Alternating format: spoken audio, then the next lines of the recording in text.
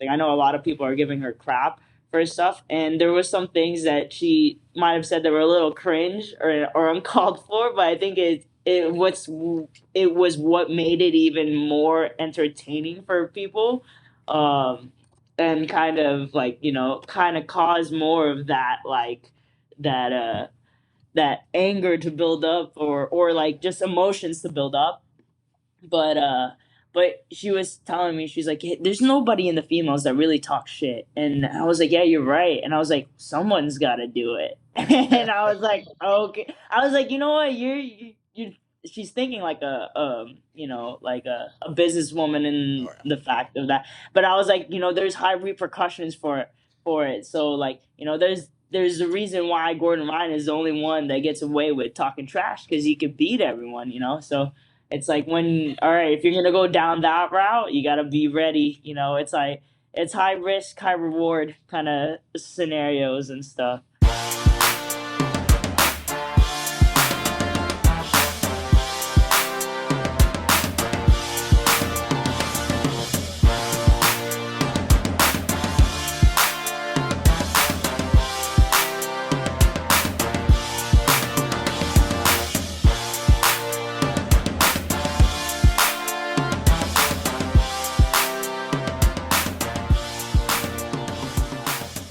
What is up, grappling fans? It is your friendly neighborhood BJJ podcaster, Rafa Sparza, coming to you with another great installment of the Grappling Hour.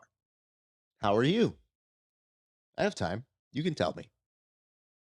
I mean, technically, you really can't talk to me. I would hope that you would be talking to the screen. That would actually make me feel great. I just can't hear you. Anyway, that's not what's important today.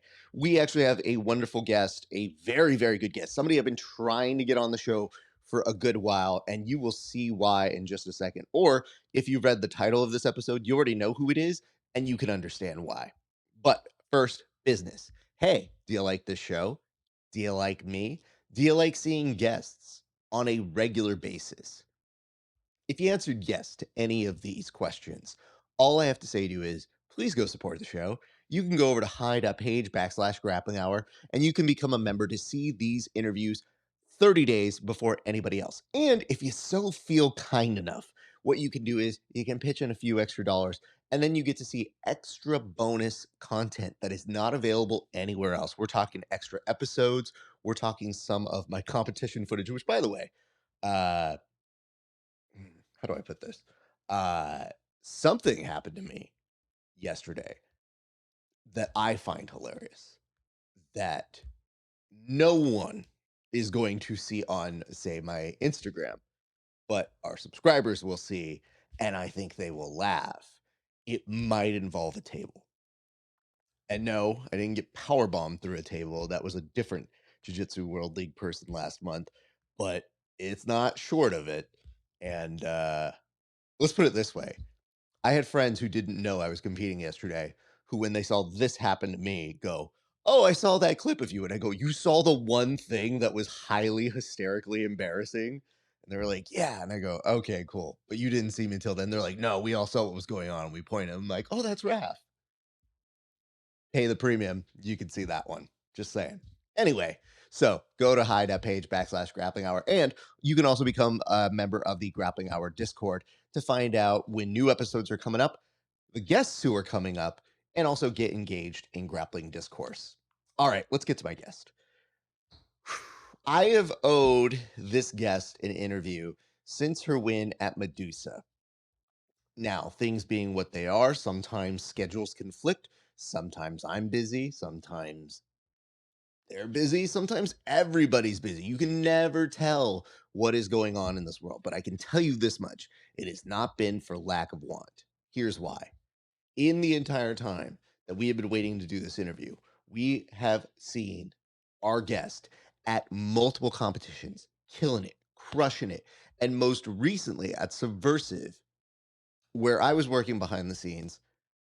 I was so excited that they were going to be a part of it, but then more importantly, when I saw our guest go to work there, it was another dimension to their already great jiu-jitsu game. So there is a lot to talk about here. There's Medusa, there's combat jiu-jitsu, there is upcoming events. There is so much history that we have to get around to. And it is the first time that we have seen our guest on this show. So, ladies and gentlemen, please give a nice, warm welcome to our guest today, one Alex Enriquez. Alex, how are you doing? Hey, doing great. Thank you, Raph, for having me on this podcast, and really excited to finally get to chat and talk. So I have to ask because I'm not on the receiving end of this. But if you get somebody like me who goes, "Hey, we're gonna do an interview," is there kind of a part of you that just goes, "All right, I'll believe it when I see it"? Because to me, I was just like, "Oh God, I think at some point Alex is just gonna be like, it's not gonna happen. This dude is forgot. He doesn't care." Oh no, I mean, I totally understand. Schedules get busy and whatnot, and I think I've seen you at like every single tournament that I was at. I was like, clearly, I know he's like traveling all the time and busy, so it was totally fine. Like, uh, definitely no harm done. Well, that makes me very happy to hear because, again, and I can't say this enough, it's not for lack of want. And I think the other thing is for me, when I see you on a card, it is a guaranteed that I'm going to see some good jujitsu. And I know you pour your heart into this. I feel like you're one of those athletes that when you compete and when you do jujitsu, I see a good part of your soul. So I feel like recently I had a friend discuss jujitsu as a conversation that people are having, like the way that they compete, the way they carry themselves on the mat. It's a conversation usually between just two people, but that conversation that you guys have in the sport, it carries through, and I always feel like I see how you converse in your jujitsu whenever I watch you, and I just think, man, it's so fluid, it's so fun. And at Combat Jiu Jitsu, I looked at you and I go, oh, okay. I wonder how that will go. And man, did you look comfortable, like dangerously comfortable in your combat jiu-jitsu. Was this your debut or had you done this format? I don't remember if Medusa was that. So you'll have to forgive me. Yeah, so Medusa was my debut in combat jiu-jitsu. I'd never done it before. And so the next super fight I had at Subversive was my second combat jiu-jitsu event ever. I honestly I didn't know what to think going into it. I actually got the invite to be able to go on Medusa, and I've been trying to get on Medusa ever since Eddie Bravo came out with that female only jiu-jitsu. It seemed dope. It was really cool. He was getting some high level girls out there, and the fact that it was a lot of times it was in the coolest places like Cancun, Mexico. And this next event was gonna the one that I ended up getting to be a part of was in Cancun. I've never been to Cancun, and I've made it a goal with my fiance and I in the last two years, or like yes, last year, that we're gonna try to travel a lot. We want to go see the world before settling down in some place or opening a gym, and so.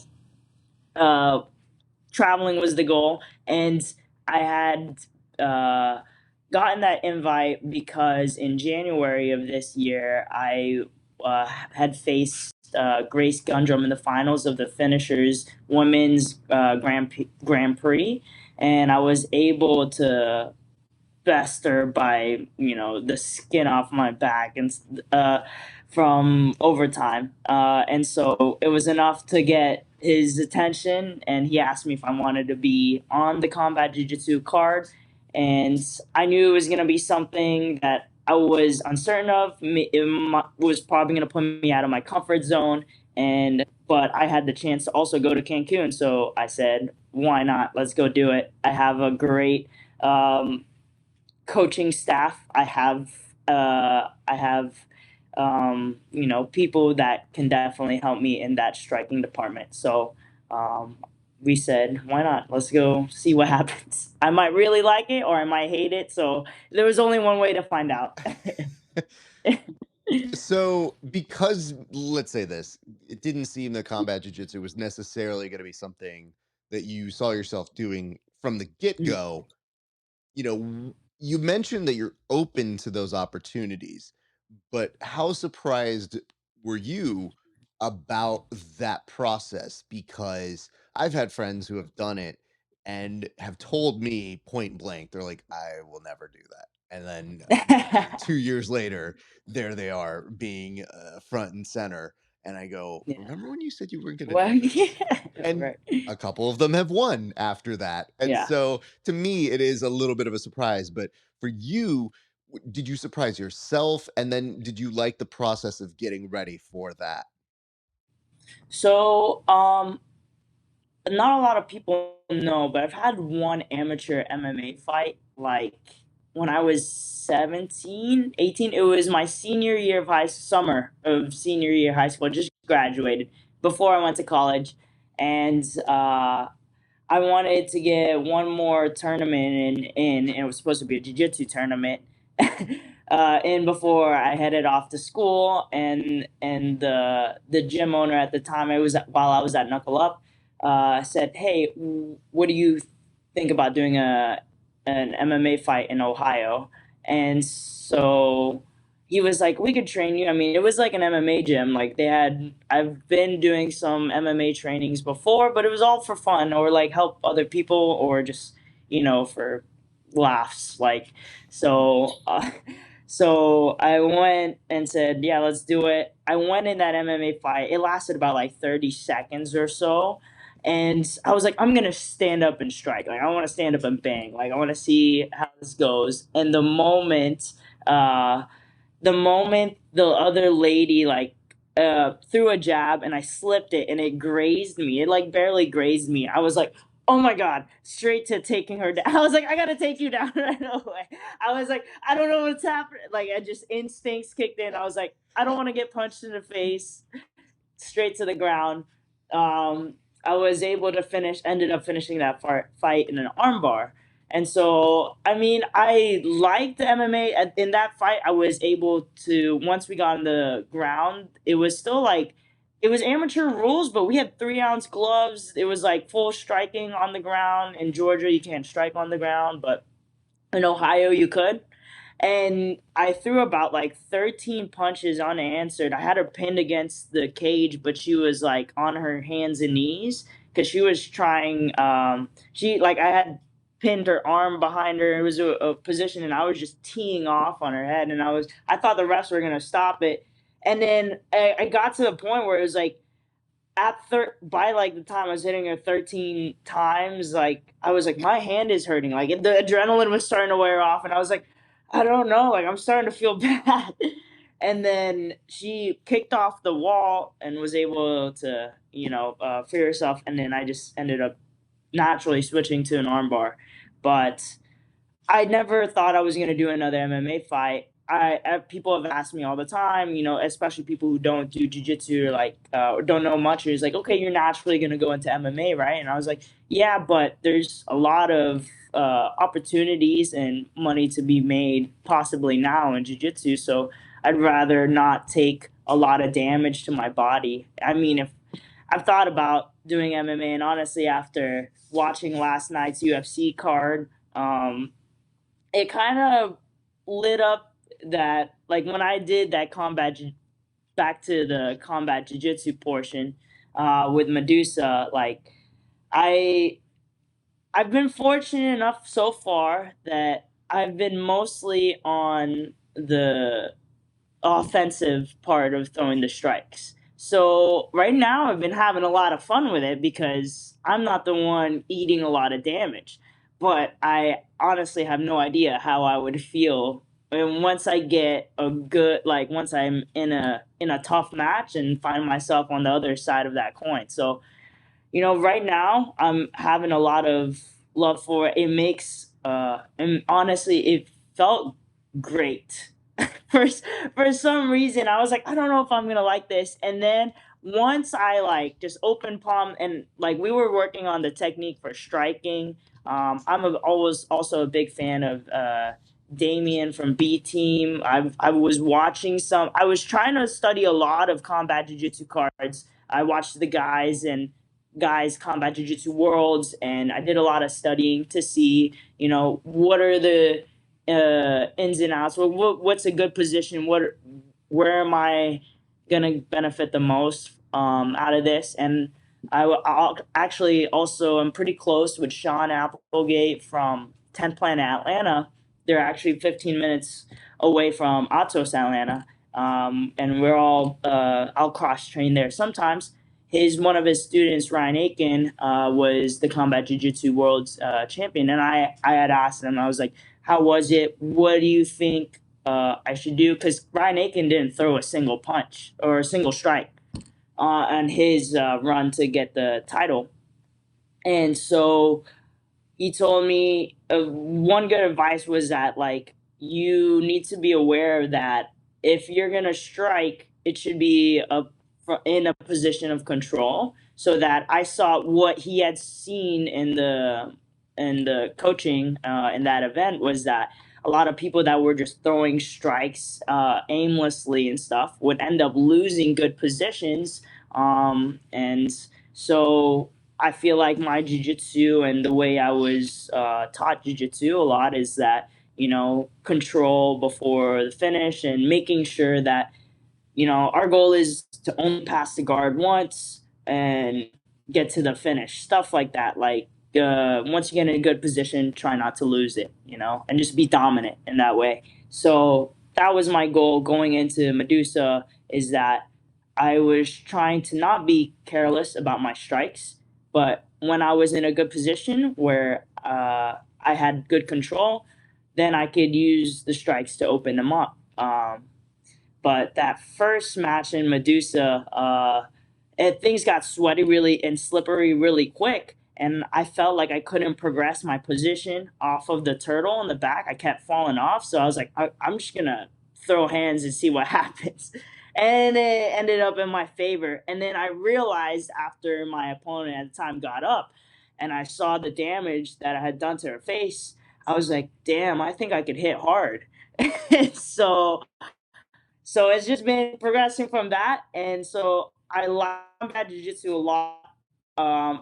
Main focus is still being very well rounded in jujitsu and being the most well rounded I could be. And then but every time I step in for a combat jiu-jitsu match, I feel like there's a kind of primal sense that comes out, and I'm not mad about it. I think I really enjoy it. I'm a big fan of Zhang Wei Li, and watching her and just hearing what the commentators DC Joe Rogan had to say about her. And I was like, yeah, she is like so well rounded. She always improves, and it's amazing seeing her progress. And they talk about her being a very intelligent fighter, and I'd like to think that about myself, that I have a pretty high jiu-jitsu IQ. I feel like, and it's always been that way for me. Fortunately, since I started jiu-jitsu, I was just one of those kids that you show her the technique once, and yeah, I was like, okay, I understand. So I was fortunate in that sense that grappling just made sense to me, since the beginning. So trying to incorporate it all, see of all these different rule sets, wrestling and combat jiu-jitsu, just trying to be well-rounded. And I feel like I want to stick with jiu-jitsu for right now, but I don't know, maybe later down the road, an MMA career might blossom. I don't know. We'll see. All right, let me respond to the part when you were like, I just get jujitsu naturally. First off, boo. There's a whole host of us. I feel like I have some sort of jujitsu learning disability. So anytime I'm like, I hear somebody be like, I don't know, it just comes easy to me. To meanwhile, cut to me in a round, like still drilling stuff, going like, I don't know how any of this works. So okay. But two, you know what's great about what you mentioned, and you covered some ground. We're going to kind of go back and kind of detail some of those things in particular. But one thing that you mentioned is you mentioned both sides of the coin of yesterday's UFC fight. So for those who are forgetting, you got to mention how much you appreciate Zhang, and you're like, I can see where she comes from. It feels like an approach that I know and I'm familiar with. But then you also mentioned like, I don't know what I'd feel like if I got lemos. Like, Yeah. Uh, so it just tells me that yesterday you were watching that match like this, where you're like, Mm, "This is awesome. I'm such a fan. mm. Uh-oh, what would happen if that was me?" But she's Yeah. so good. Yeah. But also, what if she wasn't? You know, so I'm sure Yeah. you have those same feelings that a lot of people who are fans and also do MMA or jiu-jitsu at a very high level think, which is you can kind of displace yourself and see yourself in that. And that visualization is so key for so many athletes. But it also is one that makes you aware, like most people just see the one visualization, which is I'm gonna be that Michael Jordan. I'm gonna win every game. But then I think it takes a certain kind of realistic grappler to be like, no, there are scenarios where that could happen. And if that Mhm. does, I don't know how I would be. So it is good to be able to see those both sides so that you can kind of go, in order to not be the bad part, I have to train smart and make sure when I'm dominant, I don't let any cracks happen. So I Mhm. totally see that. And I do want to pay a compliment because it was so funny. You and I was like, yeah, combat jujitsu. It's got to be. No, no, no, no. She did Medusa. Okay. Take a second, rewind. We're good again. But with that experience with Medusa, since that was your first time doing that format, and obviously things went well, you won. At that point, you probably get a moment of thinking, am I done with this or do you still want to explore it? Because then you get Subversive coming, but it doesn't happen right away. Subversive's not right next door to that Mhm. Medusa event. So you have some time in between, enough where you'd probably think like, all right, I did combat jiu-jitsu. Maybe I'm good. Or is that seeping in the back of your mind like, oh, the minute somebody tells me I can slap somebody, I am back in it into the races. Yeah, I mean, it's a tough predicament. Depending also on, my goal, my coach's goal, as a team is that, we want to be an ADCC world champ. I also want to be an IBJJF gi world champ. And I think those are like my top two goals right now. And then everything else kind of falls secondary to that. Um, but, I have uh, so I'm constantly training. I feel like my training camp, I always stay in shape, and so that all we do is build skills, and try to become as most well rounded as we could be. But like when I suddenly get, opportunities of, with that subversive event. Last time it was just a jiu-jitsu event, a plain jiu-jitsu event. It wasn't combat jiu-jitsu. And then I get a call from Mike, and he's saying, "Hey, we want you back. It's a combat jiu-jitsu event." He's like, "Do you want to do it?" And I'm like thinking. I had to think about it too with like upcoming tournaments. I don't usually train, and even with when I was training for Medusa, it was tough to train.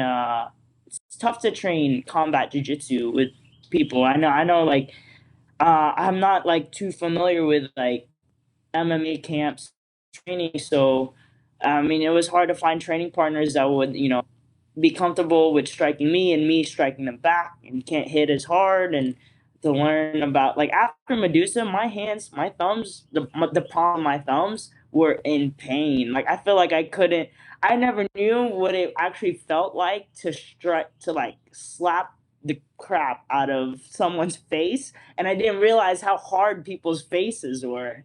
And so it was a learning curve. I'm like, okay, this is what to expect. And so, um, thankfully, my strength and conditioning coach, Monique Travis, she's on Instagram at MoFitPT. I've worked with her since I was like consistently for about like 3 years now, but I've known her since I was a child.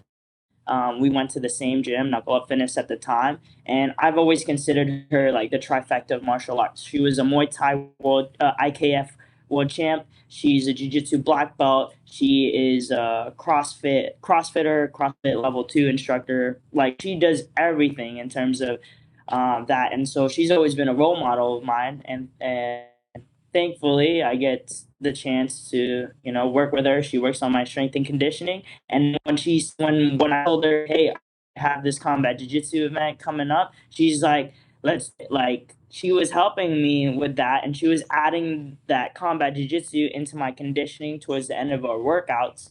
Um, and so I was like, man, this could get really tiring. So that was another learning curve that I realized, like throwing heavy strikes is really, it drains your energy.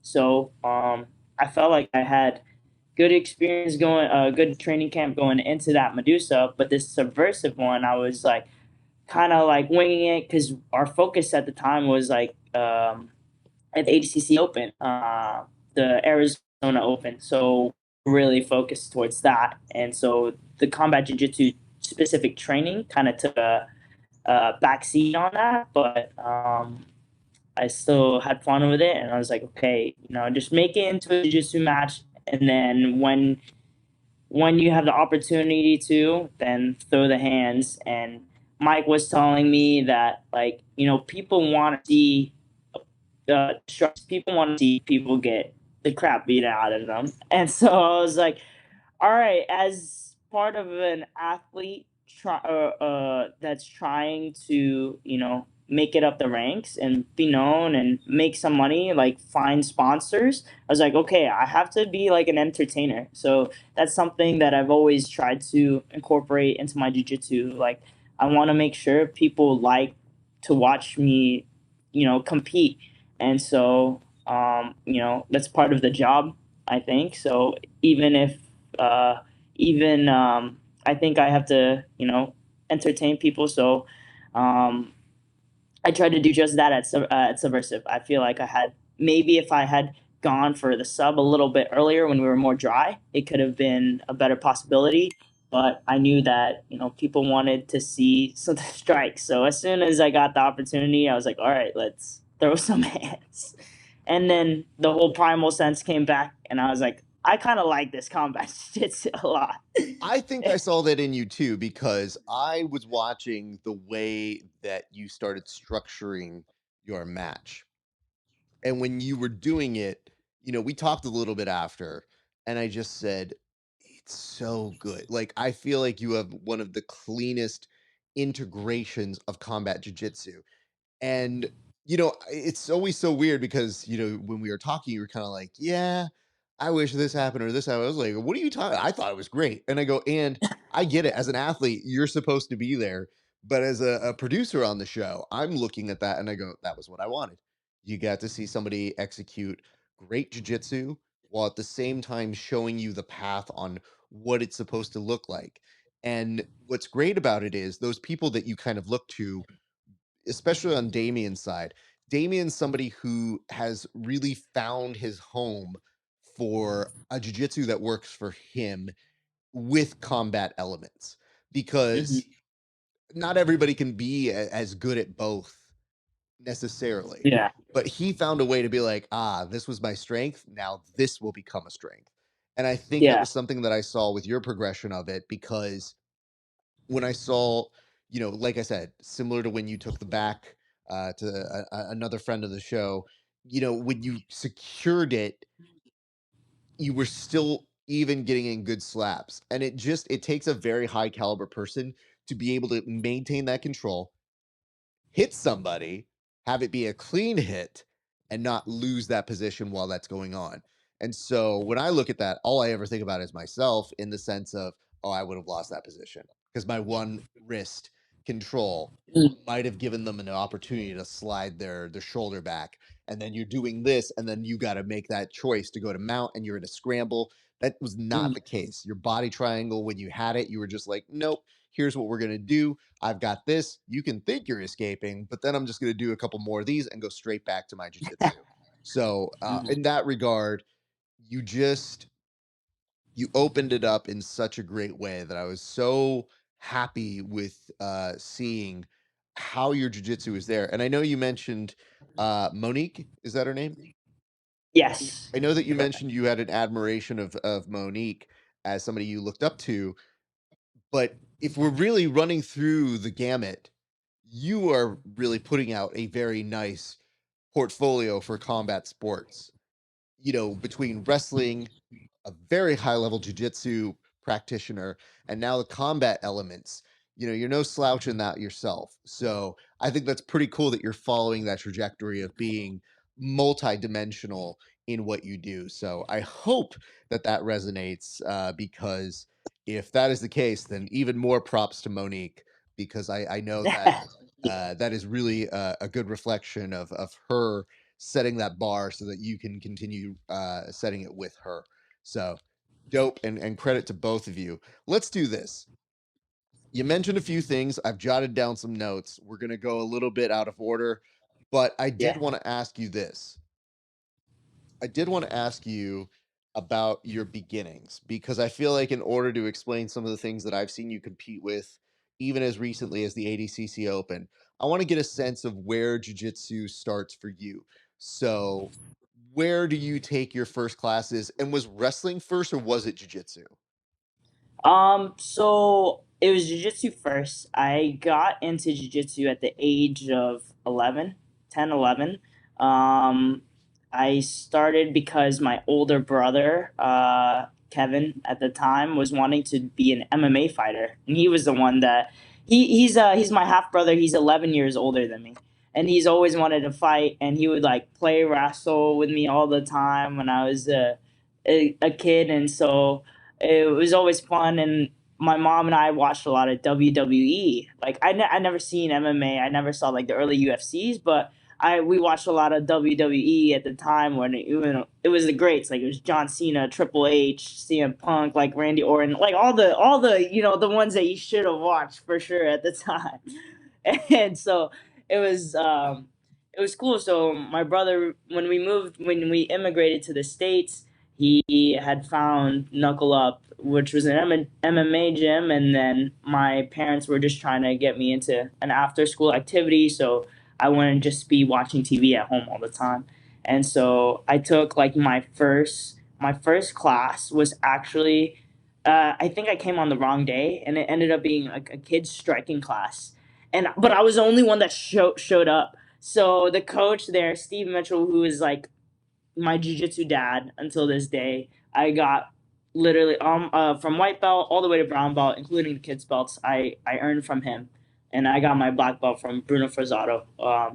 And so he ran me through like a kickboxing class basically, and it was like the most I've ever sweated in my 10-year-old life, and I was like, this is crazy, but you know what, I'll come back. Like it was really fun. I had fun working out, and like as a kid I got like all my energy out, and I was so tired, but I ate so much food afterwards. And if for those that really know me, like I'm a fat kid at heart. I was actually medically obese as a child when I lived in the Philippines. Yeah, it was crazy. And then when I moved to the States, I just became like anorexic. I became a twig. I don't know.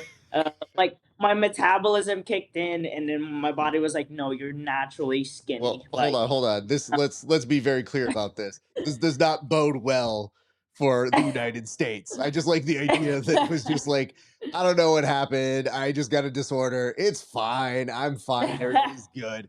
I was happy. I was eating. Listen. yeah. There's nothing I love more in this world than in shape people who eat. You can always tell my best friends at the gym are the people who actually eat. And the Oh guys my were god. like, Yeah. oh, I intermittent fast. And I'm like, the only time I intermittent fast is one by mistake, Yeah. two, if someone has kidnapped me, or three, and this is the only reason why I would kind of go in that cycle, is I'm like, I don't like to have food in me before I train. So Yeah. Yeah. sometimes by the time you get home, you've showered, you're like, oh, it's 2 p.m. I guess I did it, kind of. Okay, Yeah. whatever. It was Yeah. not on purpose. It is mostly Mhm. because I look at people and they're like, yeah, I only have one meal a day. And I'm like, no, what we're doing is dumb if I can only have one meal a day. I do this so that I Yeah. can have food and Oh, enjoy myself and be a 100%. human. That's what I tell people. Yeah, you work out so you could eat everything. And I was like, I work out enough of that, like, and I'm young that, like, at this point of my life, it's just calories. And even then, like, I'm just like an endless pit of food. Like, and I love eating. I spend all my money on food. Like, you could ask any of our friends, they're like, you eat out so much. but we like also making food. We love cooking, but I just every time we travel, I think that's like one of the most exciting things about it is the food. Like I for feel me, like in looking at your social media, I feel like I've seen some pretty stellar food options. So I actually believe it. I'm a big stickler of the phrase, and I'm glad you were able to prove this theory wrong for this case. But a lot of times, whenever people say, oh, I'm a fat kid at heart, I go, not, no, no, actual fat kid. I will not like co-sign any of this. And they're like, why? And I go, that's because that's something that in shape people say to be Mm. relatable I was like, to oh regular no. size people. And I go, oh no. I was like, I've seen your stuff. Your work I was vouches like, for no, it. So I will. Yeah, I was like, I've trained my body to eat as much as I can eat, and I was like, and also being an athlete and training, and half of it that I learned is like I don't eat enough. So I was like, oh my gosh, so I like had to like the 1 week I ever did of journaling, I was like, I don't eat anything. I was like, I need to eat like 10 times more, and I was like, oh yes, like I was so happy about it. And then now when I'm cutting back down, I'm like, no, I don't like this at all. I feel like I know what it's like to eat now. And and it does suck because we are in a sport where sometimes there is an advantage of cutting a little bit of weight.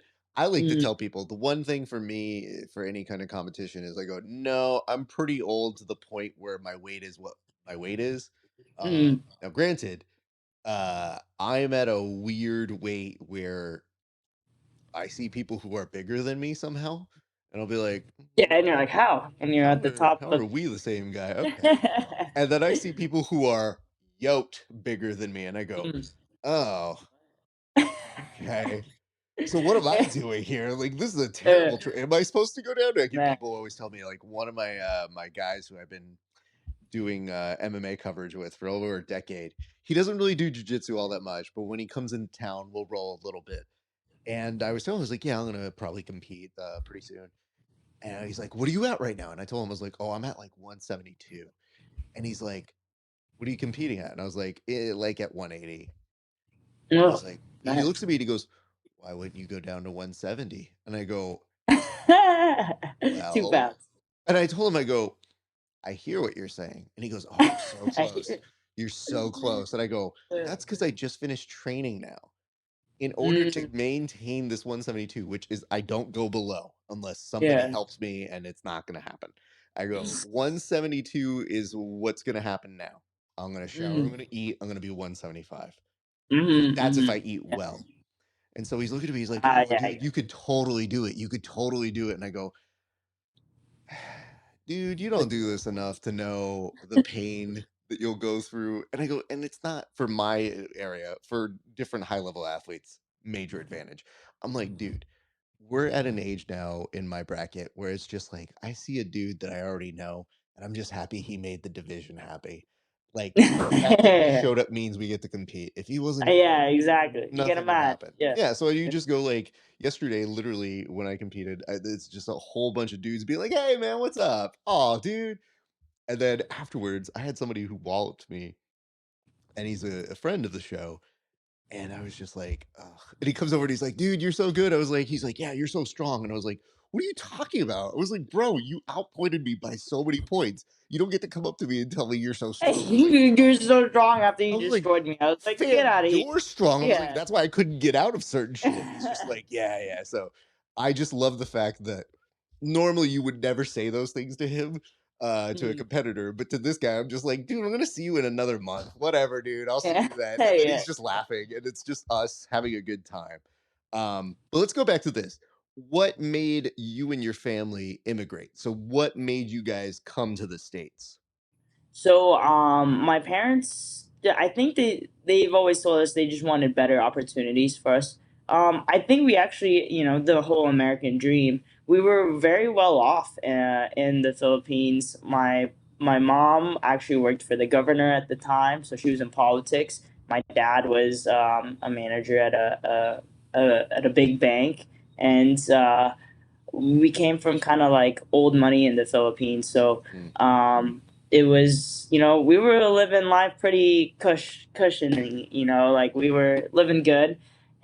But I think, with my mom being in politics and stuff, and my dad, they all were like, they wanted better opportunities for us as we got older. They didn't like the corruption, um, in third world countries, and so they just wanted, we had some family in the states as well, and so I think everyone was kind of trying to move to the states, saying all great things about it. And then we moved to the states and all that, and we're like, my family, I feel like, had to start over, and I feel like I have a lot of those hardworking tendencies from my parents, and watching them work their butt off, especially in the beginning. They were taking on like 2 or 3 jobs. I was basically raising my younger brother, and we didn't have a nanny, but we're like, what's an after school? Like, it was just like not. It was just like, okay, no, like. I feel like it's kind of common to see in Asian households where, like, even young females, like, they just learned how to do everything, and like they took care of like all the boys in the family, and so like I was basically like raising my little brother, and it was the funniest of times. Like, I'm pretty sure we could have died like 100 times, but we're still alive. So uh and there's a funny story of me like learning not until like maybe a few years ago that can openers were made for right-handed people, and I'm left-handed, and my whole life growing up I couldn't open a damn a can, because like it was just like upside down or backwards because I was using my left hand. And so there was a funny time where I actually like got so fed up. Nobody was like, it was just me and my younger brother. I was like 11, he was 6, and I was like, I need to open this can of condensed milk for my bread. And like, so that's some Filipino like fat kid stuff that like most Americans don't know about, but we put condensed milk on everything. And maybe that's why it was more chunky when I was in the Philippines, because I have a love for sweet things, and sweet things and milk, and then you combine it and you get sweet condensed milk, and it fits well with everything. And so I stuck a can that I couldn't open. It was like kind of open on the bottom, it was upside down because I was using a can opener wrong, and I stuck it in the microwave. And I'm just like, I press start, and I look at it for like 0.2 seconds, and I see sparks coming up, and I'm like, ah, and I take it out right away, and I gave up on the condensed milk. So uh crazy times growing up, but it's all I'm, part of, you let's learn. put it this way. I'm glad that you were able to get this out of your system at a young age. But I Yeah. also know, listen, I have 2 older sisters. They were like additional parents because they were 10 and 14 years older than me. So like Yeah. they very much were influential on how they raised me. So I know what it's like to have that sister that looks out for you. Um, However, I do also want to go back to this because this also goes into my wheelhouse as well. So Mm. when you mentioned that you were growing up and you were kind of your first influences or exposure to this was WWE, is Uh-huh. there a moment that when somebody tells you to go train that you're kind of thinking like, when do we get to the clotheslines? When do we get to Yeah, this? the power. Or were you already like, nah, I know that's not real. Yeah, Okay. I think by the time I was like 11, when I did start jujitsu, I already knew. Like, I think for the longest time, I actually named my younger brother. My younger brother's name is Andre, and he was named after Andre the Giant. My mom told me stories all the time of Andre the Giant, and so I was like, yeah, I'm gonna name him Andre. And then turns out, like, my little brother is like 6'3" now, and like I was like, how are you so big? Like, nobody else in the fam. I mean, my dad's like 6 foot, but like this guy, like my little brother, is huge. And I was like, I don't know. It must have been all the added preservatives in McDonald's and stuff. It's definitely, it makes them grow. Hey, good for him. And I have to say that is pretty impressive if your mom was so enthralled by Andre the Giant, because I don't think you'll ever see my child referred to as CM Punk. You know, like I don't know if that would Yeah, happen with right. me. So I think that's pretty epic and pretty great. I must ask this though: were you enthralled by this, or were you just watching it because it was there? And if you were enthralled, who did you enjoy? Like, who were your favorite wrestlers? So I watched it because I think my mom watched it, so I was just spending time with my mom at home, and she'd watch WWE, and we kind of get into it. Like we got into like we would follow the episodes and stuff and the storylines, and we're like, this is like some juicy drama, you know, like this is good trash TV with wrestling. Like it was great. I think some of my favorites or like the Undertaker, John Cena, Rey Mysterio. Um, yeah, like when they unmasked them, it was just like the craziest reveal for me in my young childhood life. Oh, Uh, let me be the first to tell you it was a very emotional day for any Brown household watching that one. Because dude, I took one of my friends to a wrestling show out here recently, and I could hear myself. Like it's one of those out of body experiences where I know I'm talking to this dude and telling him what's happening, mm, but there's kind of a moment where they were like messing with a masked wrestler's mask, and I go, that is one thing you cannot do. You cannot unmask somebody. yeah. It is great shame in our culture. And he's just Mm, like, or it could just be an unmasking. And I was like, no, no, no. It's like a storyline into itself. You can't unmask somebody. mm, And then he asked me, he's like, why? And I go, because reasons. And he goes, because what do you mean? I go, it's just what it is. None of us question it. It's like, why do he put on a mask? He's got to have a reason. There you go. And people were like, yeah, that doesn't sound right. And I go, just think of the culture. It's like if somebody unmasked Batman, Batman gets real bitchy and yeah, it's like, don't touch the cape, don't touch the cowl. And I go, it's the same thing, but just with superheroes in the form of Mexican luchadors. And they're like, oh, okay. And they looked at me like, I'm good, Raph. And I go, no, no, no, no, no. It's really important you know this. So I'm like glad that now we were now able to you cover open the can of worms. Yeah. yeah, well, and you mentioned the juiciness, so I tell people, I'm like, listen, we have our stories, and I think that's really cool because it sounded like that was you and your mom's bonding time. It's just Oh yeah, that's fine. I don't hear as many stories Mhm. of mom and daughter having a Mhm. moment watching that because I get so many other versions of like when I have to do the math or I look at the numbers on the Nielsen ratings, and I'm like, Mm. how many people are watching the Kardashians? Yeah.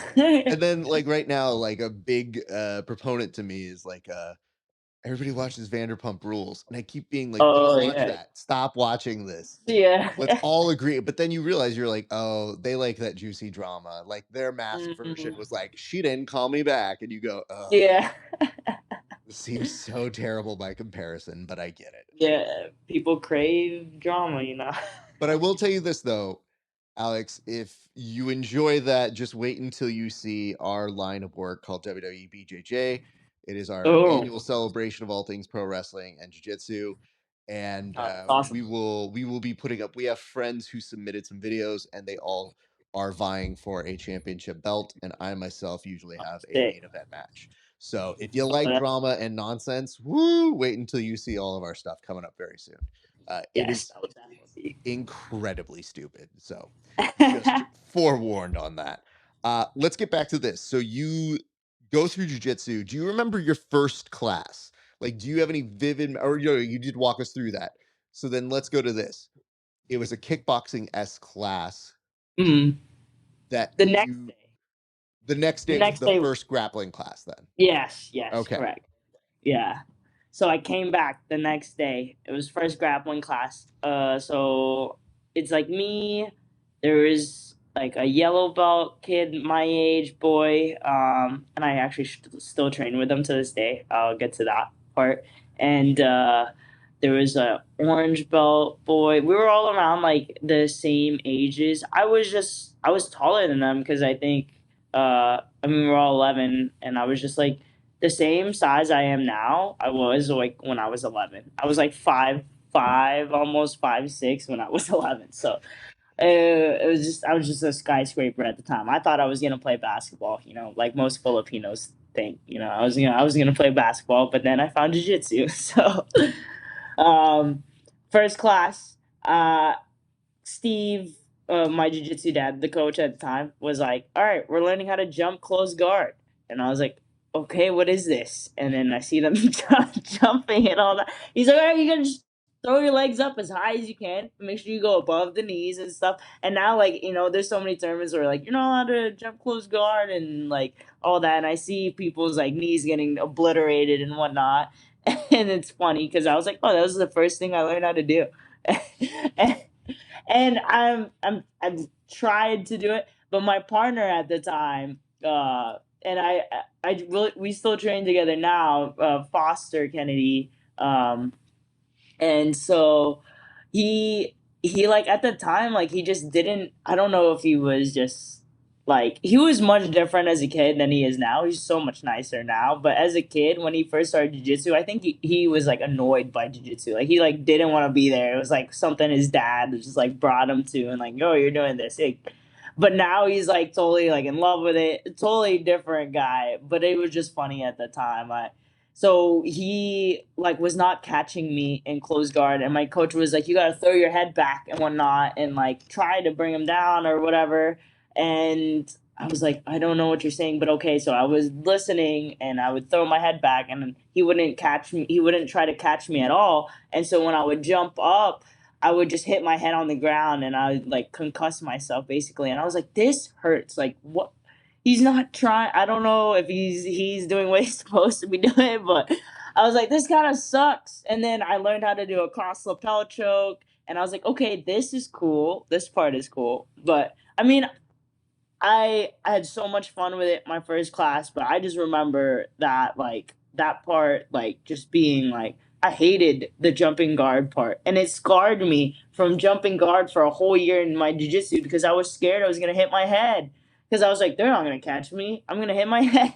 And so I had like a horrible guard pull at the time. I would just like kind of sit guard like really poorly, but at the time like you know competing against other beginners like they didn't know what to do, so it was fine. And then Yeah, I mean, after, yeah. jumping guard is it's a skill into itself.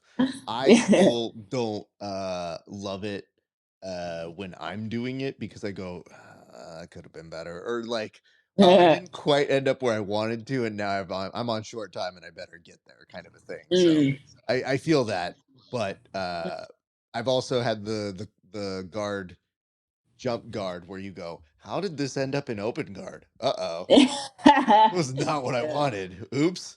All right, so we're here now. Um, okay, so that goes well. Then you start to do this. This is the question I always like to ask people because it's important to me to find that commonality with other grapplers. But where does the love for grappling come? Because keep in mind, the answer to this question is something that I like to include as the following with this context, which is you're doing it for a living now. You're Mhm. motivated by it, you're passionate about it, you travel with it, but that doesn't come out of nowhere. There has to be a moment where it really seeps in where you think, oh, I want to do this as a career or professionally. But Yeah. where does that love begin for the sport in that way?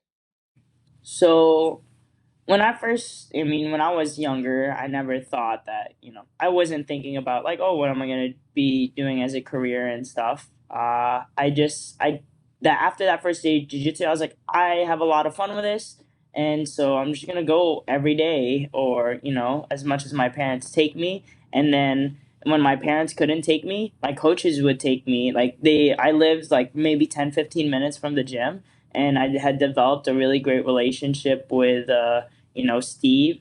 And so he would sometimes even pick me up after school, and bring me to the gym. And so it just, the work ethic was like accidentally there, but I loved it. Like I had a passion. I guess I like just really enjoyed it. When I was really young, and I kind of just stuck with it. And I realized in high school, like when I was going into my freshman year of high school, I started wrestling because I wanted to get better at jiu-jitsu. I did wrestling because also for like the experience of doing something cool, different. It was still grappling, but it was different. And being a part of, you know, the high school team, it was like, the cool thing to do.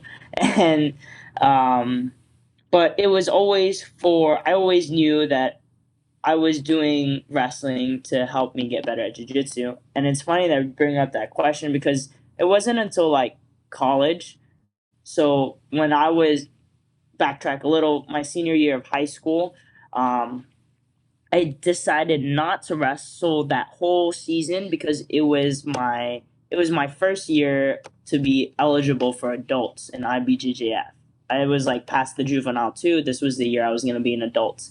And so I was like, okay, this is my first adult year. I got my purple belt right away, my first year as adults, and I was gonna go compete all the time, and I wanted that experience and stuff. So flash forward my first year of college, I was at Kennesaw State and I did jiu-jitsu full time. And then but I knew people, I had friends at Life University that was very close to Kennesaw State, and they had a women's wrestling program over there, and they were always telling me how like, oh, we need a 130 pounder, like you should come wrestle and stuff. And I was like, you know what, I could be the first in my family that says they were a collegiate athlete, and like I was all for like I uh I was disciplined in the sense of like I was always training.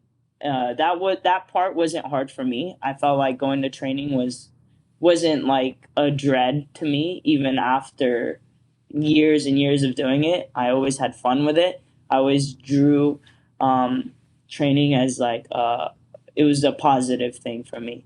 And so I think that was easier for me than a lot of people because I actually loved to do jujitsu all the time or wrestling. I liked doing the physical aspect of it, and learning new things was like a mental challenge for me. But I also wanted to not miss out on experiences in my life. And so I was like, okay, yeah, I'm gonna go wrestle in college my sophomore year, and I ended up getting hurt in the preseason and having to get surgery on my knee. So I like didn't have a first season of college, of wrestling in college. And it ended up being my second season of wrestling in college, which was technically my first because that was the only time I got matched. But it was so I only did 2 seasons in college, and that second season was when I was able to compete and All American and had a lot of fun with it. And I felt like I learned so much. Even in the first season where I sat out, I still was, it was mandatory for me to come to practice every day and learn. Uh, yeah, I learned a lot. I feel like the wrestling coaches on that team, Christian and Ashley Flavin, they're a great team, and they had good head on their shoulders. They're great coaches, and they would bring up in like practice. We all had journals, and I think the first day every season they make you write in your journal like what is your why, like why are you here, and all that. And so it made me really think like, okay, what am I doing in college wrestling and stuff? And it made me think back to like, okay, yeah, I'm still doing this for jujitsu. They would ask me if I wanted to do stuff in the off season. I was like, no, I want to go back to jujitsu. Um, and so um, I was like thinking I always loved jujitsu, and I was able to do some absolutes at a time, some tournaments here and there where there was money involved.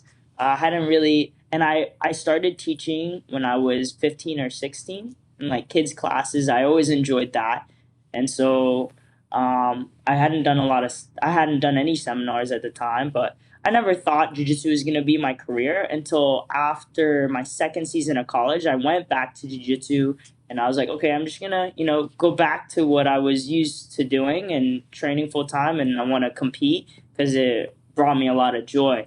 And then it quickly just kind of dominoed and into itself where I was getting the opportunity to make money consistently from it, and at the time, I was always, while I was in college, I was working part time at a restaurant as a server. I would take odd jobs. I worked at Costco because my parents work at Costco. I was like an early morning stalker, and I was able to, like, go to the job, go to work in the morning like at 5 to 10, and then I'd go to my college class, and then I'd go to jujitsu, and I always like, um, I felt like I got this ability to multitask because I see other people, they're like, when they go to college, where they go to school, they only do school, and it's hard for them to multitask and stuff. And I totally, I get it. Like, it's a lot. Like, college, is a lot. It's a full time, job. And I was a full time student,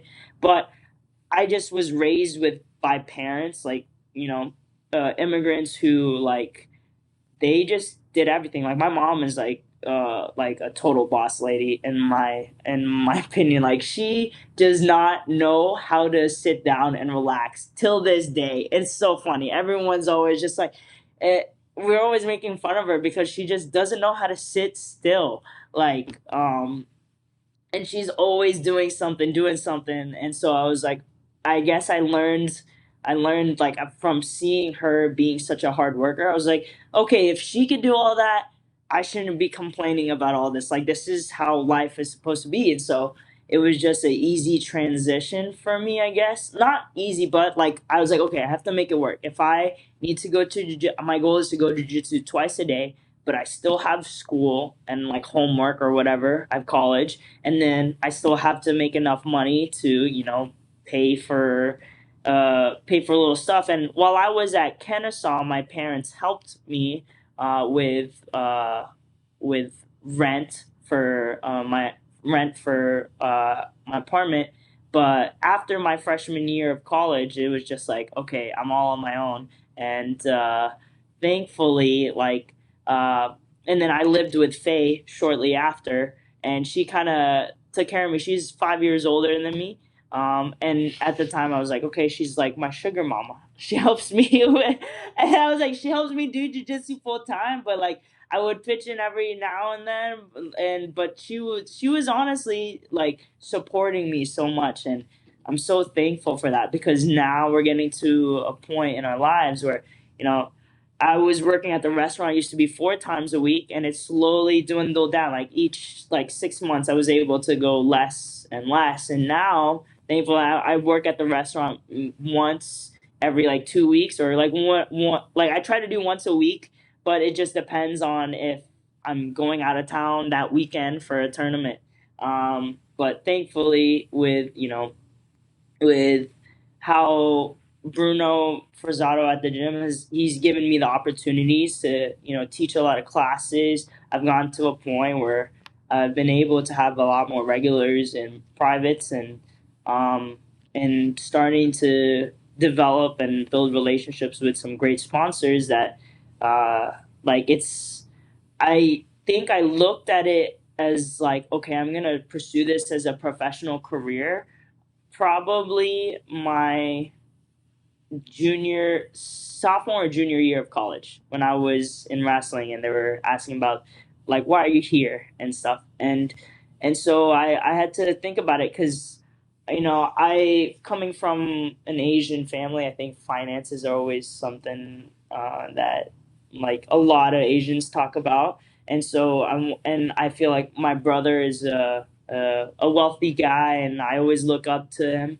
And my older brother, the one that got me into jujitsu, and so, and I had other classmates that, we talk about financial stuff, and they're the ones that also push me. They're like, hey, you found something that you're like passionate about, and so, like, why not go for it? They're like, you're still super young.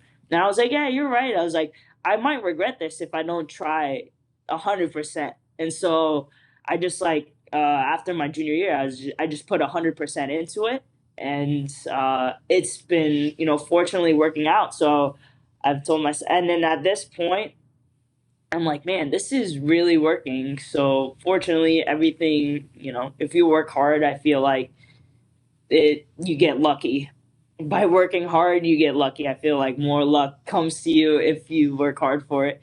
And So I'm just pursuing that, and I feel like at this point now, I'm like, okay, there's no way I'm not making jujitsu like my whole career. Um, so unless something happens, or suddenly one day I wake up and I don't want to do this anymore, maybe I'll change it up. But I don't know. I don't. I feel like it's gonna be tough. I'm very stubborn, and I feel like it's been working out. So. I think you also have to look at it this way. Jiu-jitsu is good for top tier athletes for ages, certain ages. And there are things that you are able to do after jiu-jitsu, but everybody knows like that bulk of being like your athlete is what gives you the equity or the credibility or whatever it is that you translate into other things. So this could be a chapter in your life. So always be open to that. But I think that jiu-jitsu will always be in your life. It's Mhm. just you may have other opportunities that happen. You don't know exactly what's going to happen. None of us do. It's Mhm. just, as you mentioned, being open and receptive to things as they come and saying, like, no, this is good for me too now. Because it could be Mhm. opening up a gym. It could be, you Yeah. know, innovating something in jiu-jitsu that none of us know yet. It could be coming up with a line of food that keeps us not too fat. Yeah. Like nobody knows what that is until it happens or you find those peaked interests. And I have to give credit to your wrestling coaches because a big Mhm. thing that I do with my teammates when they're competing is that I ask them, I'm like, why are you doing this? If you Mhm. don't know why you're doing this, don't do it. Like, Mhm.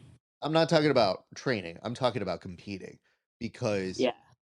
it's such a mental game of getting frustrated that if you're looking for just the the glitz and the glamour of putting up a photo that says I accomplished something and here's my medal, then maybe you're going to be really sad when you don't. And if you have a Exactly. why, then it's less about medals. And sure, they're great. Everybody loves it. Everybody wants to win. But you're going up Mhm. against other people who aren't coming to wake up to take second to you. So Yeah. you have to have your why. And I think that having people journal that is such a smart thing to do because I literally have I wouldn't say refused to work with people, but I would say worked less in depth with those Mhm. people who have not told me their why. Or if they do, they're just like, I don't know. And you go, well, I think you should figure that out Yeah. because I might ask you to do something that it might be hard, but if you know the why and I know your why, then I feel Mhm. comfortable asking you to do those things. But if you don't know the why, then I might not go as hard because you don't have that commitment Yeah. to it. So, and I mean, listen, there are other people that I'm recommending them to too, as well. So I'm like, listen, this guy wins. Go talk to him. He's great. I was like, or go to this person. I just know that with my time, that I do other things. And when I come to do this, it's like, no, this is out of passion and love. And I love doing this, but I don't want to waste my time. So 100%. work with me and I work with you and I will match your level. But yeah, I think it's the easiest thing to ask. And I think the best part for me is finding the discovery of the why. Because sometimes they don't know, and it's fine. They just haven't Mhm. thought in that way.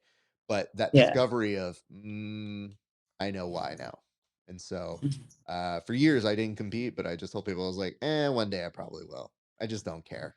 I Yeah. don't want to. I'm having too much fun doing this. I like being the soccer Mhm. dad that shows up at noon and I'm like, how'd you do? Great. Good job. Good job. Oh, it didn't win it. It's fine. Whatever. Nobody cares. All right. Good job, everybody. All right. I'm going to go. You guys want to get some pizza? Let's go. Like, Yeah. I like that. But eventually I knew I would find my why. And I was like, yeah, once I have a why, I know I'll do it. And they're like, yeah. And I was like, yeah, I found a why. And they were just like, dope. All right. Now, so they're all on board. They're just like, hey, are you coming? I was like, probably doing that one too. And I told them, I'm like, it just, if I have an open weekend, that is the bigger question if I'm not doing something Yeah, else. there you go. So, No. okay. Let me ask this because we did go past it earlier in the conversation, but I want to ask the why on this because I now put together that your senior year was pretty intense. So if I'm doing that math right, in high school, you take your first MMA fight, and I want to know why, but I want to put that in context of you were also deciding to do less things, but you were also still doing jiu-jitsu in some form. So when all of those things are happening, Uh-huh. most people in their life, in their high school, their last year of high school, don't say, you know, it would be good going to have an MMA fight. And then at the same time, having ambitions for IBJJF gold in your head. So, Uh-huh. what was going on with you at that time in your life? Oh, it was crazy. I think this is honestly, I think wrestling in high school, freshman through senior year, or freshman through junior year, I always look back on it. I mean, I don't regret that I wrestled at all. I feel like there was a lot of delayed gratification in that, and now I'm reaping the benefits. But I feel like I may have missed out on a lot of world titles through the colored belts that I've never had a gi world championship title, and I wish I had that. But I at the same time like being able to wrestle and gaining so much experience from that, I definitely like wouldn't have done it any other way. Well, I mean, unless there was like some specific coach that could teach me both at the time. I just didn't have access to a coach that wrestled and did jiu-jitsu at the time or had experience in kind of takedowns like judo or whatever. But the reason why I stopped like my senior year of wrestling in December rather than continuing it into the new year, finishing off that season, was that the way Worlds played out was that I would end wrestling season in March. I would go like I'd have 2 weeks to get back into jiu-jitsu and go do pans, and then I'd have maybe a month and a half or so to get ready for gi worlds after getting out of wrestling. And every single time that I got out of wrestling season, I had built. It was a tough switch to go back and forth. It was really a mental challenge. Like I tried, and I think I was only able to do it because I was so young and my body was just like able to do it. I could never do that now, even being only 24. But I was like trying to do wrestling practice and then go to jiu-jitsu practice, and it was horrible. I experienced a lot of injuries in high school just overtraining and doing crazy stuff because I was like mentally I could do it. Physically my body was like you need to rest and do recovery, and I had no idea what recovery was at the time. Uh, and so I was always rusty coming back. When I decided like when I was in wrestling season, I'm gonna do wrestling, and then in the off season, I'd go back to jujitsu. And so it would take me like honestly a good 3 months to get back and feel comfortable with my timing, my reactions from the wrestling rule set back into a jiu-jitsu rule set. So when when it was my senior year, it was like, oh, this is my first year at adults. I want to try to, go have a good standout year, adult purple belt, my first year. And when I went to Worlds that first year, funny story, my first adult Worlds, my very first match that I drew was against Fionn Davies at purple belt in lightweight. And I had no idea who Fionn Davies was. She was already popular. I had this conversation with her. Like this was my storyline from my perspective, and then she told me what was like her storyline at that timeline. It was a cool experience. It was a cool story. Getting to chat with her about it when I had the opportunity to train with her. But yeah, she was already well known in Europe. But she was just like making her scene into the states. But yeah, I was destroyed. I got destroyed in that match, 16-0. I've never been murked that bad in a tournament ever, and it was just so cool because I was like, I had no idea that like the amount of control and like it was still like Fionn at purple belt was still like Fionn at black belt. I feel like I try to explain to people what her game is like. It's like an Olympic athlete in terms of like Jordan Burroughs. You know he's gonna double you and he's gonna do a double, and you can train all day for it. You can practice your best sprawls, but when you have someone of that caliber, it's like they're good. They're that good at what they do. So what they do, they're the best at.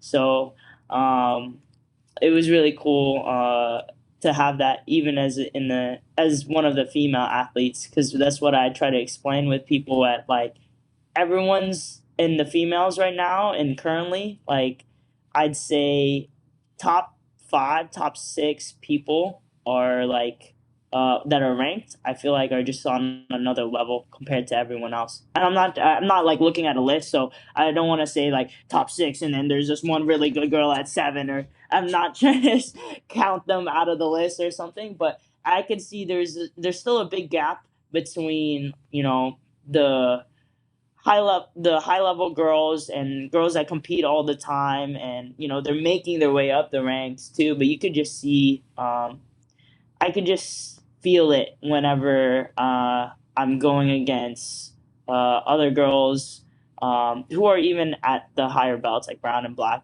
um, and and the girls that are in the top 5, like it just feels different, and it's really cool to see that. And I feel like people are starting to close that gap a little more.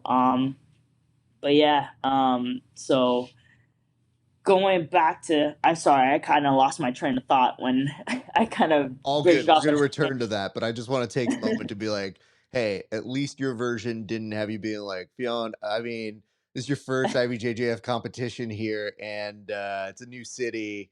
And, yeah, because to me, I was just like, there's a lot of people that might work on. I yeah. get it. I totally get it.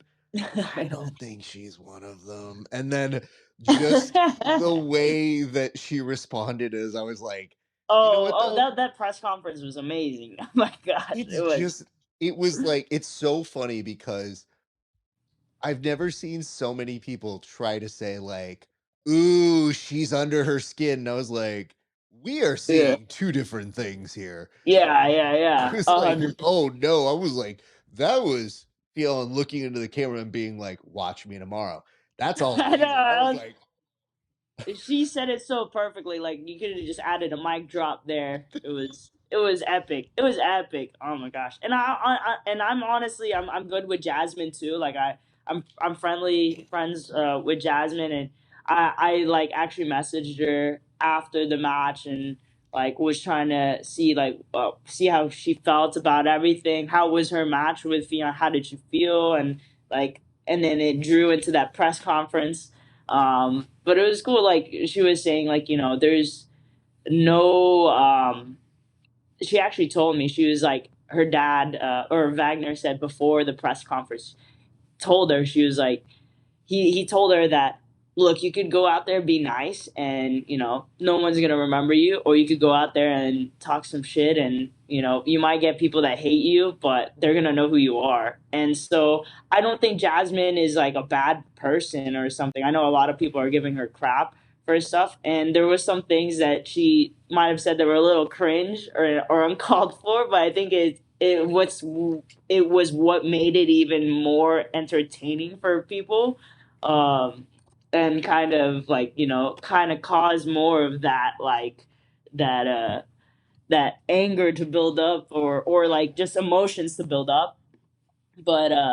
But she was telling me, she's like, hey, there's nobody in the females that really talk shit, and I was like, yeah, you're right, and I was like, someone's got to do it. And I was like, okay, I was like, you know what, you she's thinking like like a businesswoman in "Oh yeah." the fact of that. But I was like, there's high repercussions for it, so like there's a reason why Gordon Ryan is the only one that gets away with talking trash, because he could beat everyone, so it's like, when, all right, if you're gonna go down that route, you gotta be ready. It's like it's high risk, high reward kind of scenarios and stuff.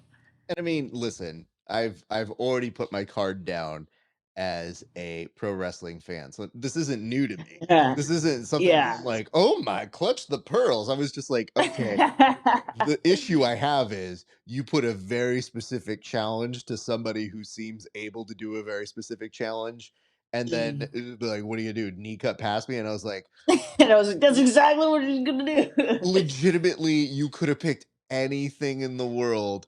Oh And my gosh, literally, it it was just so was funny. like, Damn, we called it put your head on a stake on that one. I was like, here's man, it's really hard to stop here's what I would that. say. And I think this is as a larger part of it is that it kind of goes two ways here because I don't think it's a bad approach. And as we Mm, saw, it just didn't work with Fionn. I think there are a lot of people that mm. would actually kind of get in their head. But Oh I had yeah, people in like armchair quarterback, and they're like, "Look, see, she's in her head." I was like, "No, she's not. She's not there." nah, yeah, And what I didn't foresee at the time is I thought I was like, she's probably gonna try to do it. I don't know the reality of it. yeah, And then I saw the match mm, and I go, oh my god, Fiona is the one. yeah. It's She's like, oh okay. man, you should have called a different move. Like Theon even said, like maybe you if you had called. I was like, don't call out her A game because now you're gonna have to stop her A game. Like, and I'm like, bro, you could have gone to C or D or whatever. Now the second part of this is the whole point is it's supposed to ignite fun. It's supposed to be trash talk, and it's supposed to be there. The only thing we run into is the next day, everybody and their mom then put out something that's like, you know what we're not gonna do? We're not gonna be mean. We're not gonna do this. And I'm like, I Oh don't yeah, I don't think we're doing death threats here, but like I'm gonna yeah, continue a little roasting fun. this because guess what? That's the risk reward of this. And that's where Exactly. we Yeah. are. So I was just like, yo, don't tell me what to Females are a do. lot nice. Yeah. Females are a lot, females are a lot nicer than the dudes. Like people feel a lot like, they feel more bad roasting on a girl than a dude, but you know, like you said, repercussions. I would say this. I think everything has like a reasonable thing. And this is what I've learned from doing memes all these years, which is listen, I don't really go out of my way to be a dick to a lot of people. Mhm. But like I know where the joke is. And with that one, Yeah. it was so easy. And I think I was on vacation when that was Mhm. going on. And I just remembered looking at it and I remembered seeing the response and being like, yo, this response from John is too funny. Like, Yeah. what is, and so, we do a little meme, we put something out. But I was on vacation. I was like, that's how much I was like, well, all right, here we go. Got it together really quick. And somebody looked at me, they're like, what'd you Yeah. do? And I was like, oh, I took 10 minutes to make something. All right, it's gone, it's out. We'll see what happens. Yeah. But to me, it was just like, I think because people are in the infancy of learning how this works, Hmm. the one thing that they have to learn, I think, is that they're not in control of what happens after. They can tell people and they can persuade them, maybe let's not do this or let's do that. But like when that communication goes out, sometimes there's no coming back from it. And I think Oh that yeah. that's the only thing that we don't prepare our athletes for. There's no media training for these guys. They just know follow the Yeah. pattern that they see in the UFC and replicate it. And yes, it will get people excited. But the problem is I don't know if people are familiar with Dave Chappelle and I'm Rick Mhm. James, bitch, but that followed him and still does to this day. So sometimes you Mm. do something where the audience will still to this day yell out to Dave Chappelle, I'm Rick James, bitch. And he just looks at him like, God Yeah. damn it, that was 15 years ago, dude. Yeah. And Yeah. It's never let it go. so Yeah. that is the unfortunate part of our sport is that it does come with the territory. So I Mhm. think the quicker that people are on to the next thing, and that the one thing I feel for Jasmine is that she will learn that what will make people forget it the quickest is another great performance. So Yeah. I'm not worried about her. She's very good at what she does. However, if somebody, including her or her dad, is like putting up a post that's like, "Don't make fun of her, don't do this," because you guys, and I go, "No, no, no, no, no, Come on. Yeah. no, don't take this No. away from us. This is fun now. We get to be in on Yeah. the fun, and we get to just do a joke because I don't wish anybody ill. But Yeah. That's how the internet works. So. no, don't tell me how to meme. I know how to meme. Yeah. And I'm one of the nicer ones. So everybody Yeah. be chill. It's a fight Okay. community. Can't be sensitive. Let's go to this because there are some things coming up, and I do want to be respectful of your time. But you know, you're about to leave in about a week, so by the time some people see this, it will have already happened. But you're Hmm. on the USA Grappling World team. What does that experience feel like for you? Because to me, if I got the chance to represent the US, I would feel pretty dope. I would feel like prideful. Yeah. And in this realm, you're representing it on a very competitive stage, but you're also going to Poland and you're going to be competing out that way. So what's Correct. going on in your brain as you are circling and getting ready to go do that next week? Yeah, like what you said, it definitely gives me a sense of pride, being able to represent USA. And it's in a cool rule set that I think honestly favors my jiu-jitsu, my particular game, more than most rule sets. The rule set is kind of very similar to freestyle wrestling. You can't pull guard, or else that is considered a takedown for the other person. And then there's no heel hooks, but you can do everything else. There's points for push outs, like in freestyle wrestling or Greco. So I feel like, and it's a 5 minute round. So I was talking with the Team USA coach, Johnny Morgan, trying to game plan or, strategize for some of our opponents. And he just already told me right off the bat, he's like, honestly, Alex, if there's any rule set that there was made for jujitsu or whatever that you'd excel in the most, it's probably this. And so I'm excited. I feel like there is a lot of truth to what he says, but I'm excited to test that out with not just people I've already been competing with, but people on a world level, against different countries. And I think there's a lot of pride in that. Like our Team USA group chat is kind of really funny. The guys that are on there, like Kevin Crane, John Hansen, and stuff. They're very there's a lot of people on that team that are very prideful of, and it's cool to see of, like, representing USA. And I've never heard the word abundance used so many times in a group chat, but it's like their go-to word, and I'm like, okay, this is, I was like, this is definitely Team USA. Like it's kind of funny, but I'm very excited. I think uh, getting the opportunity, what the reason why we decided to try out for trials and do the qualifiers was because one of an Atlanta local, and ADCC vet, Paul Ardea. He's done these in the past, and last year he went to Pontevedra, Spain for it, and I was like, "That's so cool! Like, I want to go to Spain. What the hell?" And he's like, "Yeah, you just do this qualifiers, and if you win, you get to go." And he's like, "Next year we're going to Poland." I was like, "Okay, I wanna, that's the goal." What I said is like travel through jujitsu. So I'm trying to do all the things, all that. So, and then get a chance to go to Europe, eat a lot of great food. So I couldn't turn down the possible opportunity. Well, and think of it this way, you mentioned that yeah, it falls into your wheelhouse for travel and all of that, but it isn't just necessarily falling into your lap as an opportunity because all those years that you spent wrestling are Hmm. definitely paying off. So Oh it's yeah. weird. You don't know what things are going to lead to, but I'm sure at the time when you're going through these kind of decisions for IBJJF fighting, what am I going to do? Am I going to do this in my senior year? Oh, but wrestling, I don't know. You go through all of these different things, and then all of a sudden Hmm. you get this opportunity where you're like, all right, cool. We're glad that you spent your time grappling. However, Yeah. we desperately need you to be able to wrestle. Can you wrestle? Are you okay at this? And so, Yeah, like, exactly. when that comes in as a skill, you didn't know, but you're uh, like, I thought it would be helpful. Now it is the like prime necessary. criteria because Yeah. I have seen those rule sets, and you mentioned Paul. Paul's a friend of the show. I was so happy that he was doing it, and same Mhm. with John. John is a beast, right now, him and Team Adolfo. People are Yeah. kind of like, oh shit, I didn't know he's for real. It's like, bro, he qualified for ADCC. Like, Yeah, Our our he's down guy's here. pretty good.